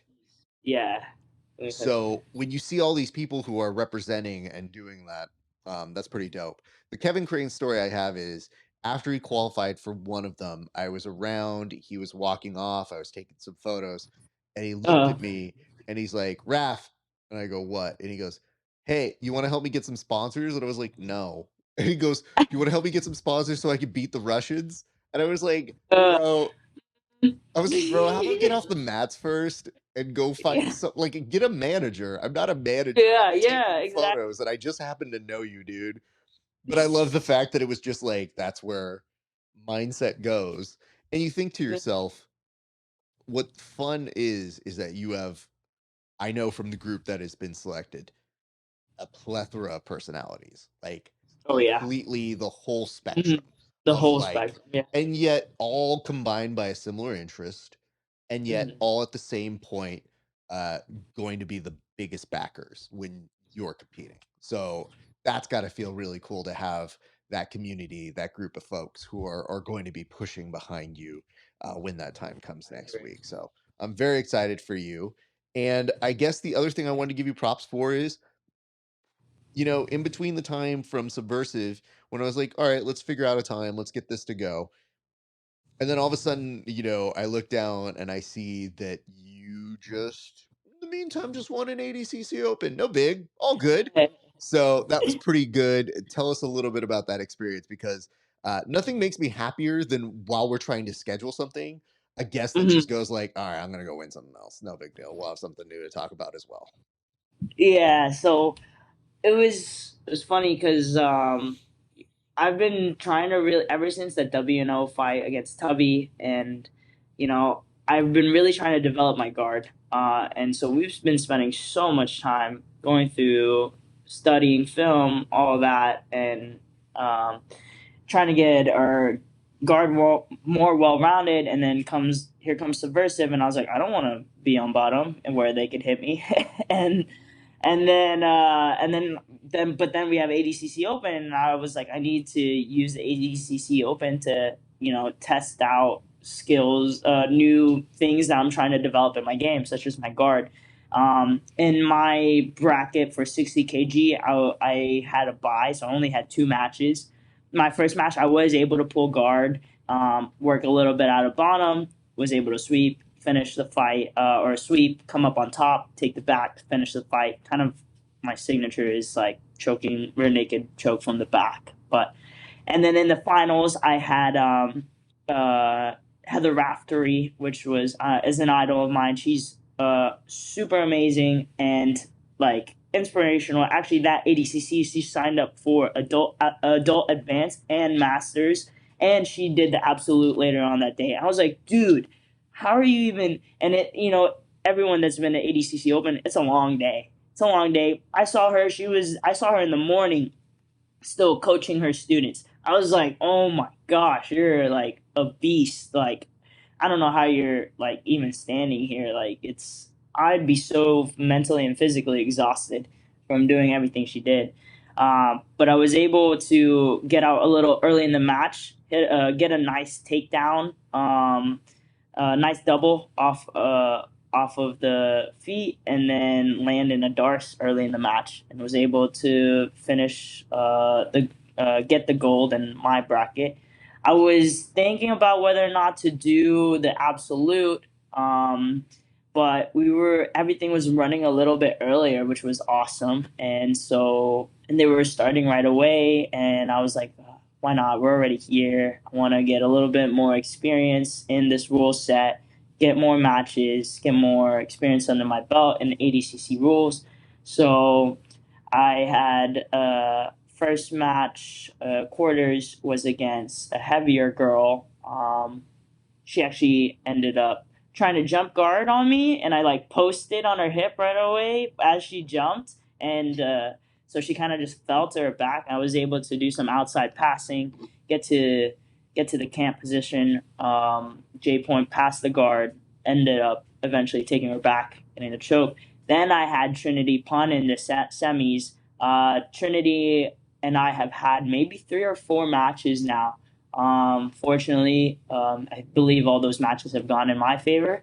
Um, and I think a lot of it is just like experience. I have experience over her. I've been in her position before, and I think what she's doing now is very cool because I didn't have as many opportunities as she did growing up, where she's able to face these high level names at an early age, and I feel like that's just gonna benefit her most. And she's not back. She's never backing down from a challenge, and she's already gotten some great wins against some big names too. So, I mean, while I'm able to stay ahead, I'm gonna try to stay ahead the most I can. So that's why I try to say, like, now it's cool being in the opposite position where I mean I feel like I'm still young, and then all of a sudden there's these like 15-year-olds that are like whooping black belts asses up and down the mat, and I was like, okay, I'm just trying to make sure that you don't whoop my ass. So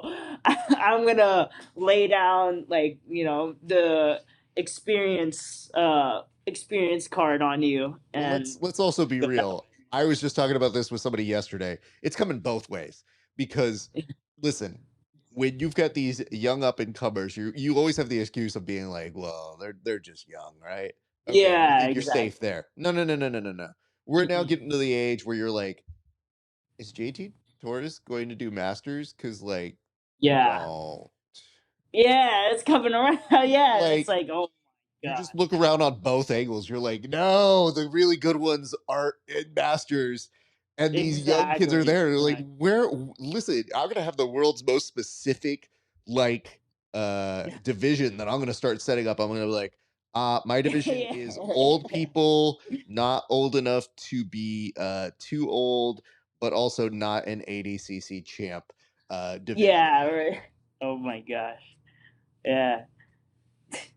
But when you do end up winning, talk us through that because obviously, your matches with Trinity are awesome and she's great.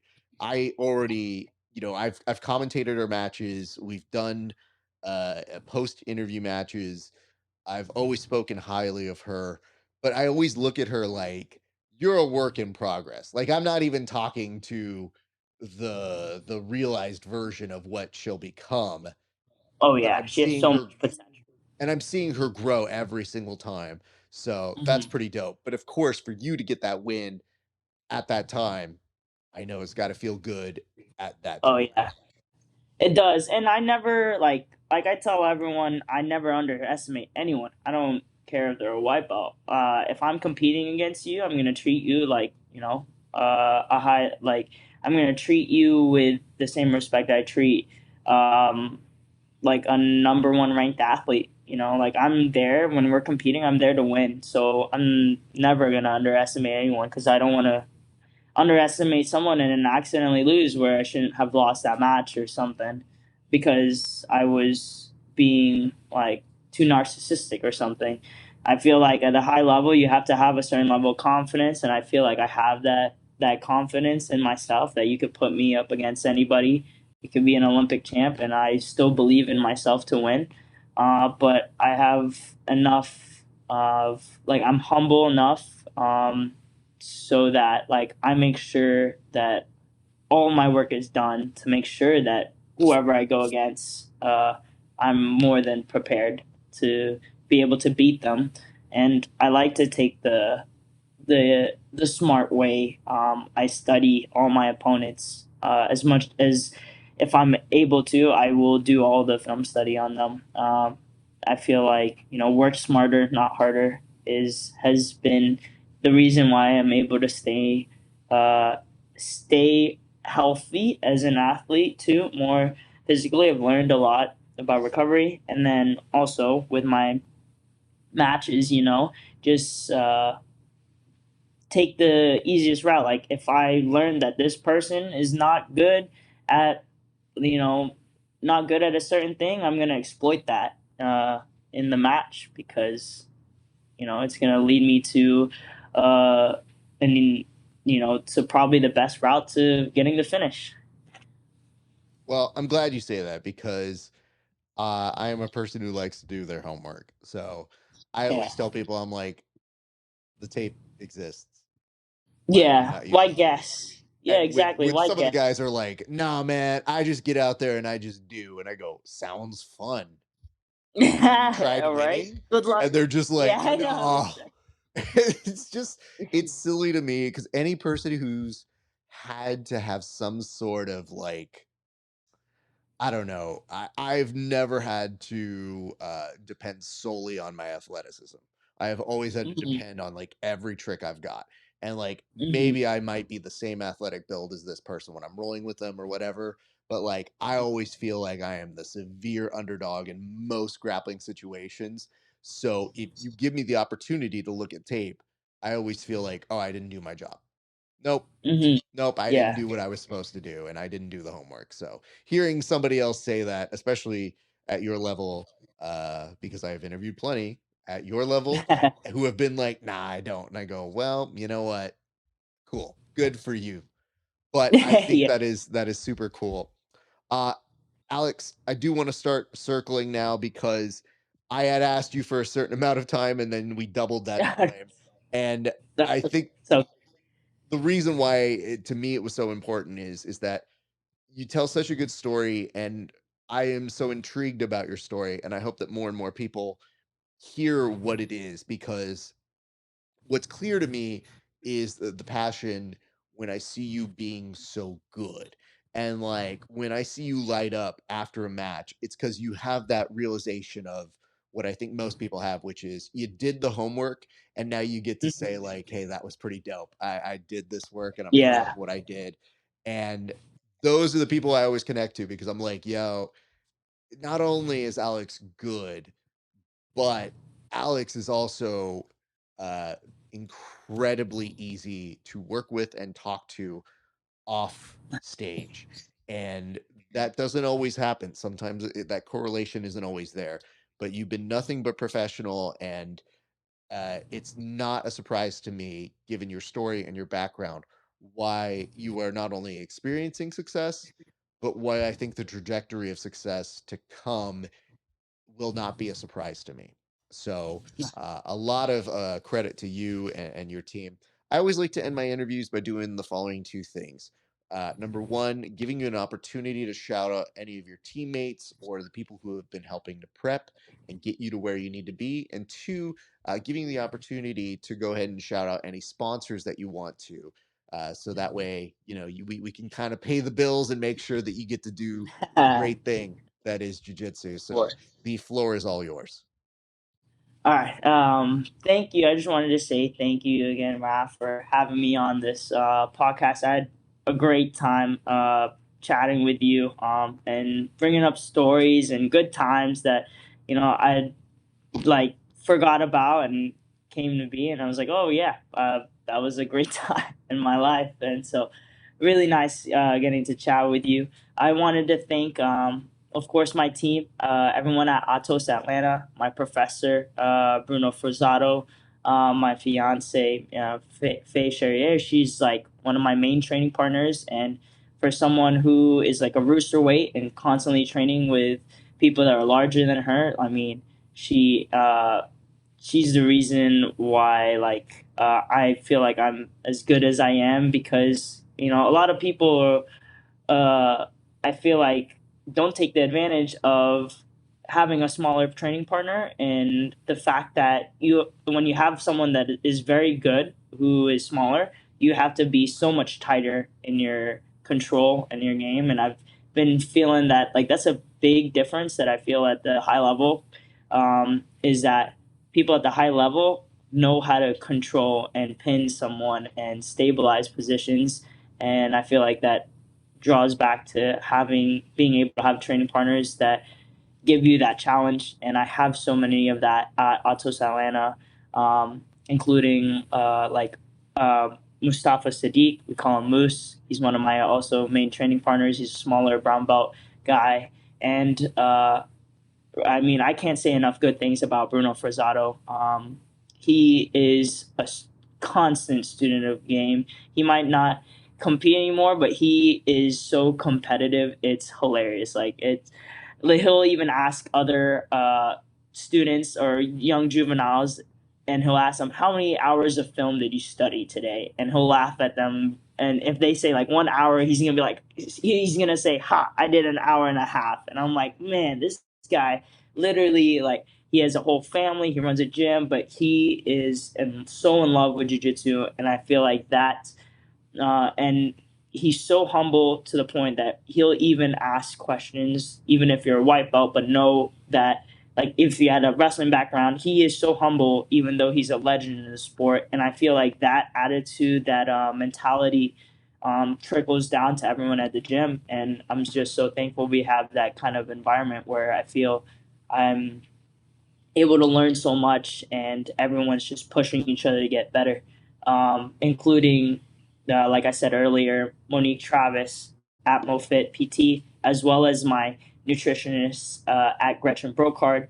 They've made it so easy to, become and do the things that all professional athletes should be doing on and off the mats. They've made it easy. I just, I chat with them, I show up, I just do the work, and they tell me what to do, and I do the work, and it makes it so much more easier.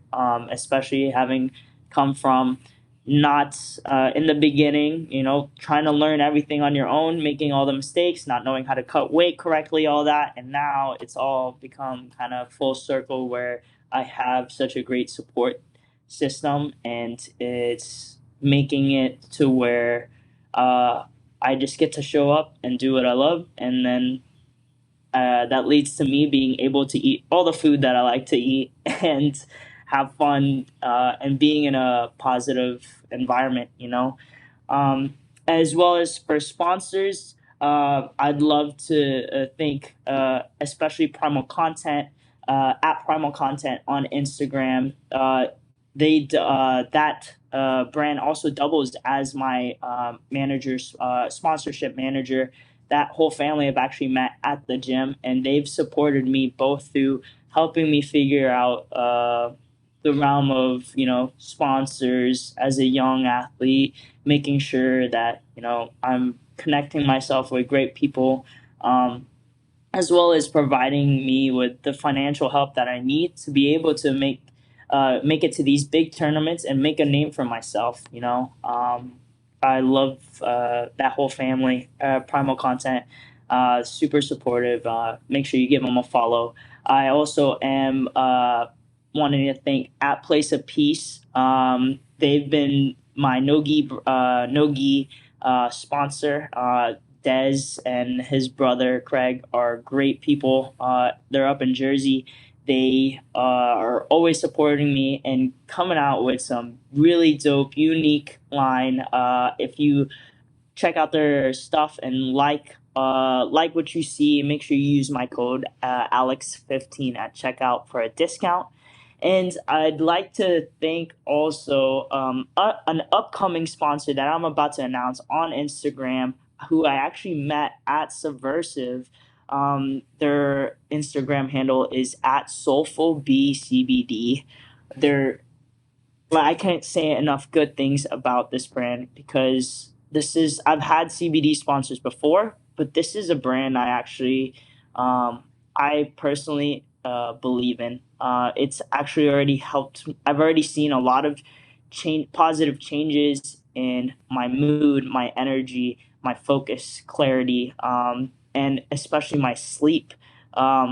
Through this brand. I've been taking their products consistently for about almost a week now, and I've just noticed all those changes, and also like any hormone imbalances for as a female athlete, having to deal with your cycle.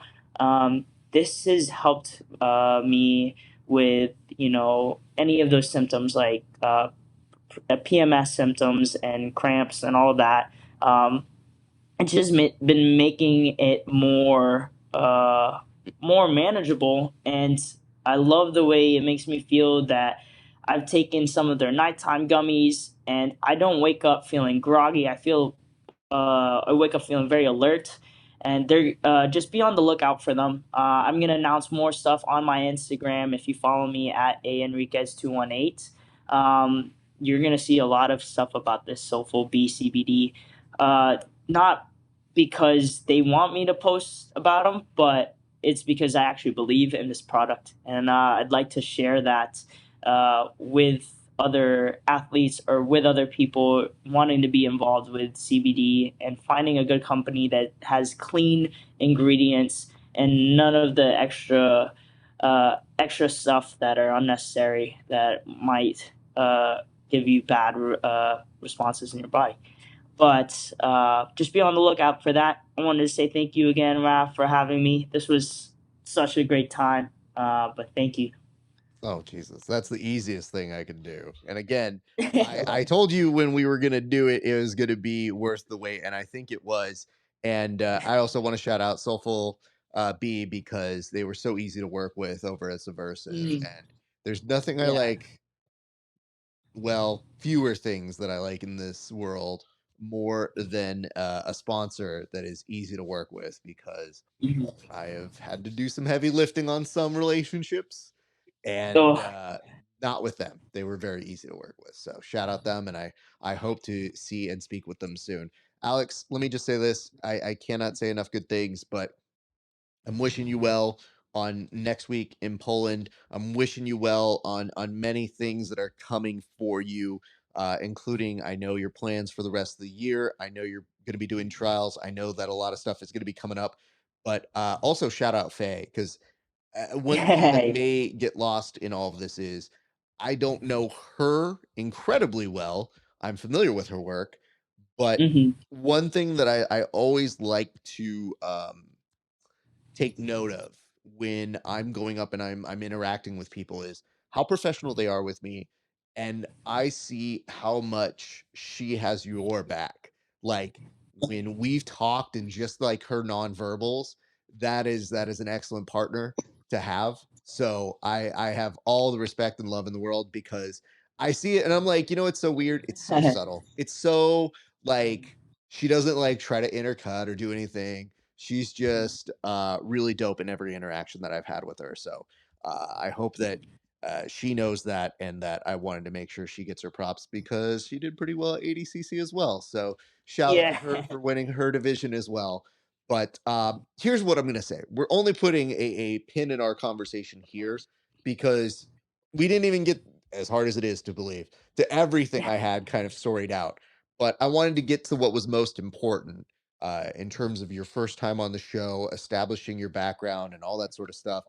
But I know that there's going to be more chapters in what is going to be an assured great athletic career. So I'm already looking forward to the next time we talk. So win something big again, and we'll do it again. But in the meantime, I will be very, very much rooting for you, and very happy for your accomplishments. Thank you so much. And hell yeah, to let's chat again. I'll make sure I win something big so that I can make it back on this show. And you know what? Uh, The thing is, sometimes it's the surprising one. Sometimes I'm literally just like, I try to keep my eyes and ears on everything. And sometimes it's literally just the tournament that somebody didn't think I was watching that I go, let's talk. And they go, yeah. And I yeah, go, I saw that. And it was, we need to that's what I talk want to about see. whatever Yeah. that was. And so there was like that. So why don't we do this? I'm going to close it off, but I'm going to say bye to you off air. So give me just a second. I'm going to say goodbye to the folks. But again, Alex, I appreciate you. Thank you so much for your time today. Thank you. All right, you guys, here's the deal. You know the episode. I hope you liked it. If you stayed this long, it means that you're a true fan of either the show or Alex. Most likely Alex. But hey, let me keep you while you're still here and just remind you, if you want to give us some love and support, go on over to HY.PAGE /grappling hour. Become a member. See these interviews 30 days before everybody else. I'm so excited that my earpiece literally fell out. That's how much passion I'm trying to bring to this. And for a few extra dollars, you get to see bonus content. We're talking original episodes, extra bonus episodes. The content that I was speaking of, I'll tell you guys what it is because you made it this long. Um, uh, so I know a few weeks ago at Jiu Jitsu World League, somebody got put through a table. I kind of did too. Here's what happened. Somebody basically, Honda shot in on me on a double, and I went through a table. Now the problem is you don't see the table get massacred, but you see somebody literally shoot in on me, and I won the match. great, which is good. But my favorite thing is the referee freaking out, like, oh shit, what happened? And then me immediately being like, my ass, like after this, like I won the match and I walked over to my buddy's, how are you feeling? I was like, my ass, ow. And he's like, yeah. He's like, you won. I was like, yeah, I know, it's fine. Just... So anyway, you can laugh at my pain, but only if you're a premium member. Otherwise, I'm not letting you do anything. So anyway, that's what I got for you guys. Become a member of our Discord, and that's the fun stuff that we have for you guys. Much love and appreciation. So many more episodes to come. You know that. But I think it's going to do it for us for today. It's been a great day for grappling. We'll see you back on the mats.